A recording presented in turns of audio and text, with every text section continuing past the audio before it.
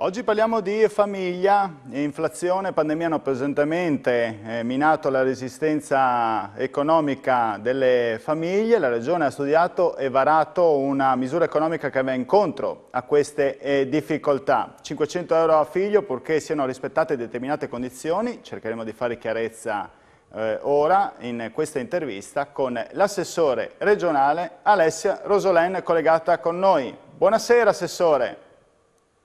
Buonasera a voi. Allora, Assessore, tutto questo preambolo che ho fatto è anche perché c'è un altro allarme molto grave che dobbiamo affrontare nella nostra epoca, possiamo proprio dirlo, ovvero quello del calo, o meglio del crollo demografico. E allora da lì nasce una misura quadro che voi avete fatto, in questa legislatura ce la puoi illustrare? Sì, certo, allora, magari fosse una sola l'emergenza che dobbiamo affrontare. Sicuramente quella del calo demografico è un'emergenza che comincia ovviamente a farsi sentire e i dati occupazionali ce lo dimostrano soprattutto in questi ultimi anni, ma è soprattutto un tema che in proiezione rende meno forte la nostra regione e il nostro sistema sociale. Credo che per troppi anni si sia lasciata l'attenzione solo al sostegno sociale delle famiglie. Noi abbiamo invece e siamo convinti che c'è bisogno di un sistema strutturale che accompagni le famiglie, ma che accompagni soprattutto i bambini nel corso della loro crescita. Sul tema demografico sicuramente siamo partiti a inizio di questa legislatura, quando a questo tema non se n'erano accavallati ancora tutti quelli che si sono aggiunti in questi anni, ma abbiamo lavorato cercando di dare a questo sistema, al sistema famiglia, tutta una serie di risposte strutturali. Oggi parliamo della dote famiglia, che è solo però l'ultima di un'azione che in questi anni abbiamo, ovviamente con tutti i limiti che si riconoscono all'umana volontà, abbiamo messo in campo e su cui abbiamo e stiamo già ottenendo dei risultati importanti, sia per quanto riguarda le risposte delle famiglie, sia per quanto riguarda le risposte del mondo del lavoro e del mondo delle imprese. Abbiamo innanzitutto focalizzato la nostra attenzione a partire dal 2019 sui servizi per la prima infanzia, garantendo l'abbattimento delle rette passando da 7 a 25 milioni di euro per permettere ai bambini di frequentare questi servizi e alle mamme e ai papà di poter entrare o rientrare all'interno del mondo del lavoro. Abbiamo accompagnato questa legge a tutte le iniziative sull'occupazione femminile in particolare e su tutti i temi di politica sociale, di welfare aziendale all'interno delle nostre imprese. Abbiamo poi radicalizzato, nel senso che abbiamo razionalizzato tutto il percorso dei contributi che vengono dati alle famiglie sui percorsi scolastici, creando un unico soggetto gestore di tutti i benefici: trasporto pubblico, libri, scuole paritarie, frequenza degli istituti di primo, di secondo grado e per gli istituti di formazione professionale ed è l'Ardis, e siamo riusciti alla fine ad approvare la legge quadro sulla famiglia, con la quale assieme a tutti gli interventi di accompagnamento dell'istruzione e dell'educazione formale dei ragazzi abbiamo immaginato una cosa che per noi è molto importante, ossia pensare che ogni bambino di questa regione ha diritto ad avere delle opportunità, ha diritto di avere la libertà di poter frequentare e avere dei corsi, dei centri estivi, dei corsi di lingue, di musica, di sport, e abbiamo istituito Dote Famiglia, sulla quale da ieri si può fare richiesta attraverso il sito della regione, come voi vedete sulle slide che ora scorrono, All'interno del sito della regione c'è la spiegazione di quanti soldi sono destinati ad ogni bambino componente il nucleo familiare, viene spiegato quali sono gli eventuali ulteriori benefici che possono essere ottenuti dalla famiglia. Viene spiegato con quali modalità bisogna caricare le ricevute spese per l'educazione e per far crescere i propri figli, e all'anno sono 500 euro destinati a ogni bambino componente il nucleo familiare, ai quali si somma una piccola cifra di 100 euro che è legata alla presenza di persone con disabilità, ma che non esclude ovviamente tutti gli interventi che proprio sulla disabilità sono fatti. Questa cifra quest'anno è così importante perché abbiamo ritenuto importante aiutare le famiglie in un momento in cui abbiamo tutti sotto gli occhi i costi della vita, i costi dell'energia, l'inflazione galoppante. Si ottiene questo beneficio dopo aver richiesto la carta famiglia, che è dedicata a tutte le famiglie che hanno un ISEE entro i 30.000 euro. È un ISEE importante, nel senso che è una platea molto ampia della nostra popolazione e che risiede in questa regione da almeno 2 anni. Ricordiamo che il beneficio di 500 euro viene dimezzato per chi risiede in questa regione da meno di 5 anni. Ecco, questo lei ha spiegato già bene quali sono i criteri di determinazione per poter assegnare, diciamo, questa dote 500 euro a bambina. Magari facciamolo rivedere perché è un servizio utile quello che noi cerchiamo di fare anche per le tante famiglie. Le chiedo a proposito, si sono già iscritti qualcuno? Già qualcuno ha già inviato, che lei sappia, in queste prime ore? Ieri mattina, ancora prima della conferenza stampa, quando abbiamo aperto il form, erano già arrivate le prime domande. A oggi non so quante ne siano arrivate.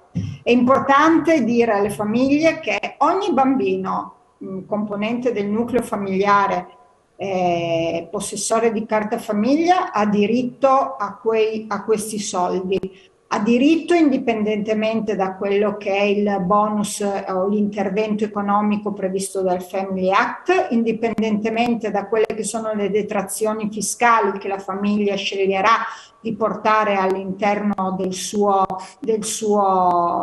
CUD, della sua dichiarazione fiscale. Ha diritto di questi soldi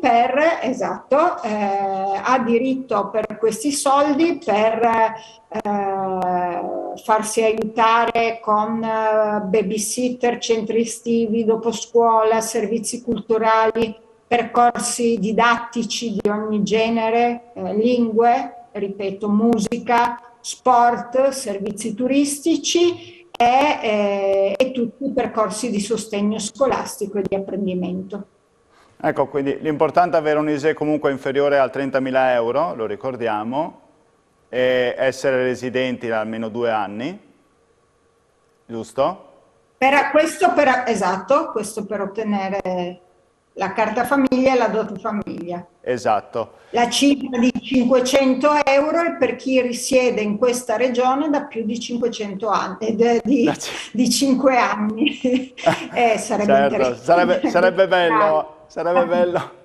Da più di 5 anni. Per chi risiede da meno di 5 anni la cifra è dimezzata. Ecco, questi criteri non potrebbero, a proposito, più o meno 5 anni, qualcuno anche politicamente magari dice ma perché questi criteri da più di 5 anni piuttosto che meno da 5? Cioè, nel senso, potrebbe essere delle limitazioni, magari delle discriminazioni, prese come delle discriminazioni o no? Giusto fare così? Non sono state interpretate come discriminazioni né dalla Corte Costituzionale né dal Governo nel momento in cui abbiamo approvato la norma. Non sono considerate discriminazioni neanche da tutte le norme dell'Unione Europea. Noi non discriminiamo nessuno, premiamo chi ovviamente ha scelto e vive in questa regione in maniera stabile.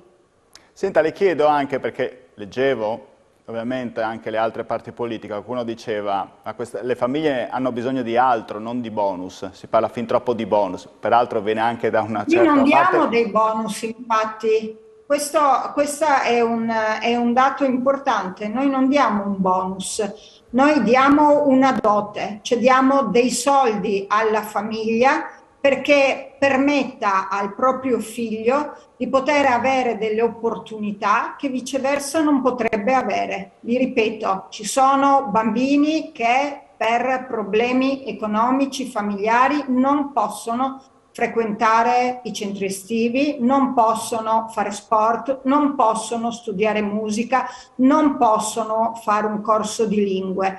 Questi sono soldi che è dimostrato che sono stati spesi per questi e dal caricamento delle fatture da parte della famiglia, serviranno per garantire a tutti i bambini di poter fare sport, andare al centro estivo, fare un corso di musica, fare un corso di lingue, fare delle attività culturali di ogni genere che altrimenti non avrebbero fatto. Ecco, facciamo vedere anche attraverso la regia, Fabio Di Bernardo, ci fa vedere anche quel simulatore per il calcolo dell'importo, dote famiglia. C'è da ricordare una cosa, bisogna mandarlo una sola volta, no? Una sola volta, nel senso bisogna caricare tutte le... Una sola volta all'anno le spese le spese sostenute per la crescita dei propri figli, e ripeto, valgono 500 euro a bambino, ovviamente moltiplicato per il numero di bambini e non a discendere. E anche questo a dimostrazione che non è un bonus, anche questo a dimostrazione che è un intervento che noi riteniamo importante dal punto di vista sociale per affiancare la crescita dei bambini della nostra regione e per dare a tutti i bambini le stesse opportunità. Ecco, un bambino e oltretutto, Assessore, quando si... anni... Sì, no, quando, No, quando si dice una sola volta non vuol dire che questo sarà l'una tantum, è una misura strutturale questa. No, continuerà. è una forma, ecco, anche questo è un altro tema importante. Per molti anni, e penso al centro-sinistra, oltre ad aver inserito i 24 mesi di residenza che noi abbiamo mantenuto per l'acquisizione della carta famiglia, aveva pensato che bastava un bonus una tantum e quello sì era una mancetta al momento della nascita dei figli. Noi invece abbiamo immaginato una misura strutturale che per 18 anni accompagna un bambino che sceglie assieme alla sua famiglia di vivere in questa regione. Allora, io le chiedo di stare comodo sulla propria poltrona, andiamo a un momento di pubblicità e poi torniamo. 2 minuti.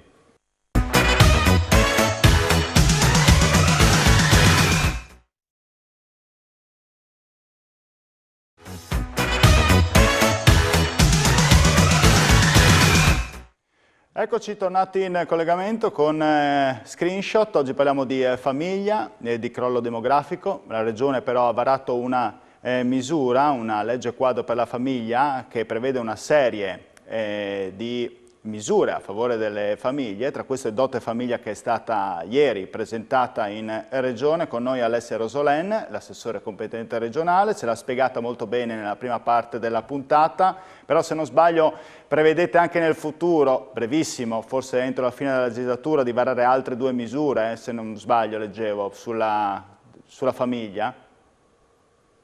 Le ulteriori 2 misure sono già previste all'interno della legge sulla famiglia e su queste stiamo ovviamente procedendo con i regolamenti, con la parte attuativa.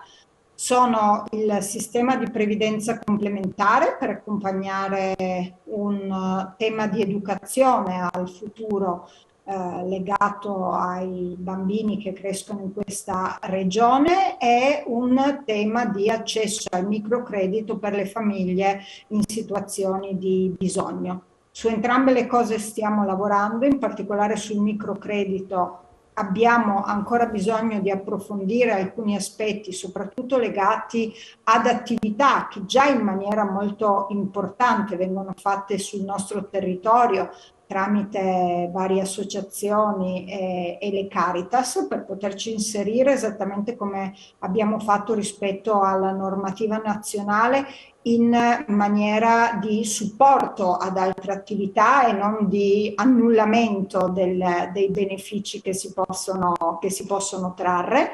E con questi due ultimi interventi abbiamo completato tutto l'iter, che non riguarda ovviamente solo la legge sulla famiglia, ma come ho detto è partito da lontano con tutti gli interventi in tema di asili nido, di lavoro, di scuola, di università, su cui ci siamo concentrati. Assessore, abbiamo iniziato questa puntata parlando di crollo demografico. Questa è anche la causa, o forse non solo questa, dei 50.000, adesso parlo anche di lavoro, di formazione, insomma, materie insomma, del suo assessorato. Fondazione Nord-Est stima in 50.000 lavoratori non qualificati che mancano nel Nord-Est. Cosa succede? Non c'è ricambio, è un problema di formazione professionale, è un problema di salario, è un problema di contratti? Cosa sta succedendo? Come sempre non c'è una causa unica, ma come sempre avviene, tutte le cause concorrono nello stesso momento a dare questo risultato.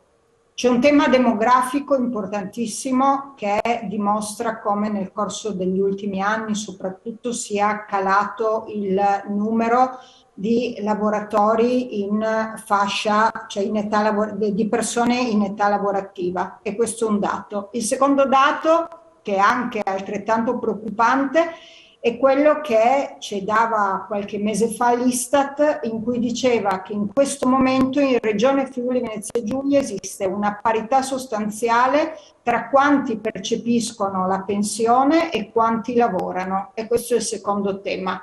Il terzo tema è sicuramente legato a un tema di salari e di garanzie rispetto alla continuità lavorativa, e anche su questo, e anche questo credo incida, e soprattutto sulle tempistiche del lavoro. Il quinto tema è sicuramente, e questo invece di dare la colpa alla formazione professionale, diamo la colpa, credo, a un sistema che nel corso degli anni non ha pensato che è vero che la formazione professionale deve rispondere alle esigenze delle aziende, ma anche al fatto che le aziende devono dire quali sono le loro esigenze in anticipo e non solo quando ci si trova nelle situazioni in cui ci siamo trovati in questi anni. Credo che tutto questo messo assieme a tutto quello che in questi anni abbiamo vissuto, e la parte Covid quasi la metto da parte, se non per il tema legato al fatto che molto probabilmente c'è stata una fuga da lavori non a tempo indeterminato o comunque lavori non stabili verso i lavori stabili, è un dato di fatto, ma sicuramente è legata alla situazione che stiamo vivendo in questo momento con l'aumento dei costi, l'incertezza dei mercati, l'aumento dell'inflazione e tutto quello di cui quotidianamente sappiamo, l'aumento dei costi dell'energia, il gas, le materie prime.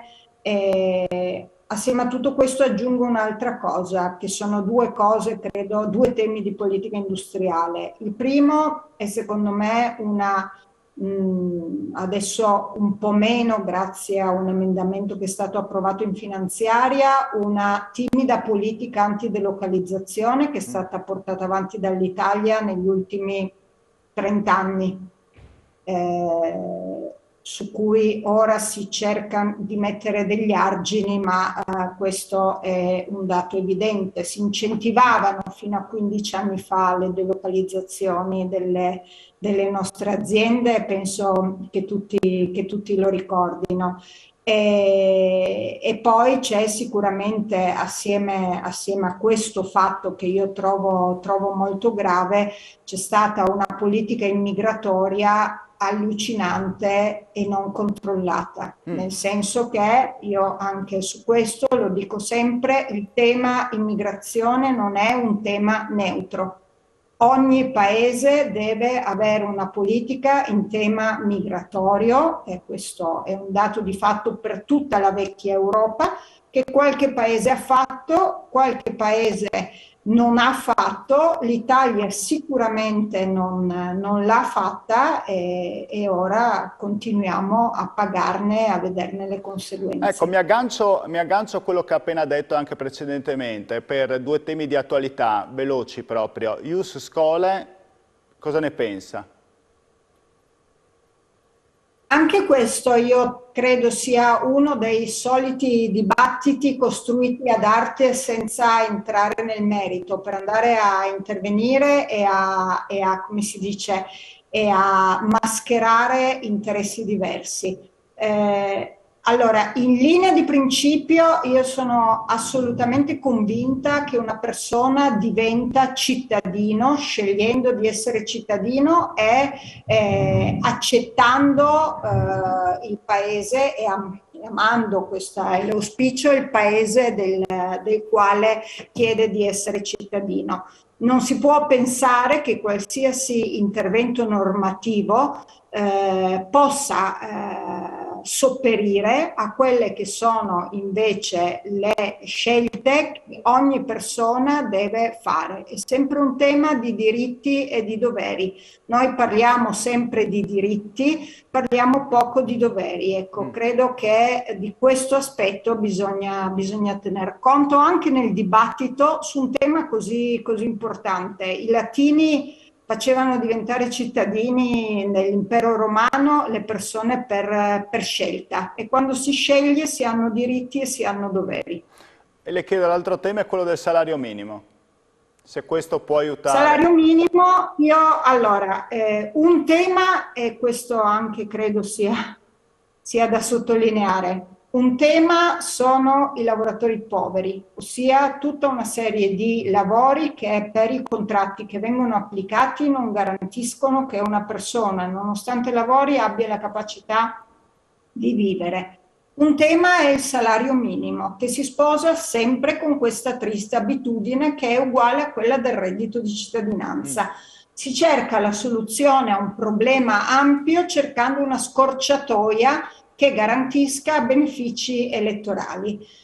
Il tema del salario minimo, io credo, e anche in questo senso andava la raccomandazione dell'Unione Europea, è quello di lavorare sulla contrattazione. Io sono molto preoccupata dal fatto che le organizzazioni sindacali cavalchino questo tema, non rendendosi conto che il vero potere delle organizzazioni sindacali e di tutti i corpi sociali intermedi, quindi anche la politica, è proprio quella di saper intervenire a difesa delle persone e soprattutto, come succede in Italia, di intervenire in maniera importante in una contrattazione collettiva che deve tener conto di tutti, di tutto e di tutti i tipi di contratti. E come il reddito di cittadinanza. Il reddito di cittadinanza non è male in sé, non è un problema di aiutare qualcuno che momentaneamente ha bisogno,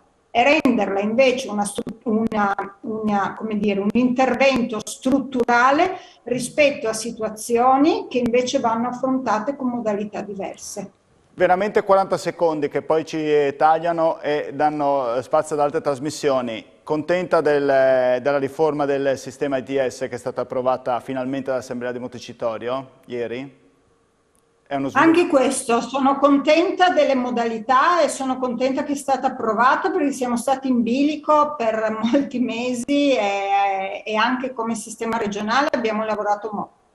Io credo ci sia un tema che anche su questo va affrontato.